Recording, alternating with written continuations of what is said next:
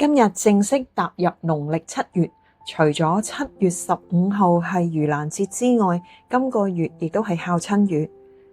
整個7月都適合持誦報父母恩咒，並配合餘數，以此功德回向，俾過往嘅恩親，幫助佢哋遠離惡趣，往生淨土，亦都回向俾現世父母，願佢哋增福延壽，身心安泰。報父母恩咒係南無密栗多哆婆夷娑訶，南無密栗多哆婆夷娑訶。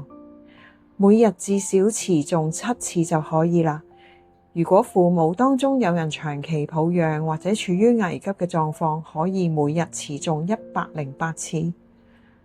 願大家一齊廣結善緣，共修善業。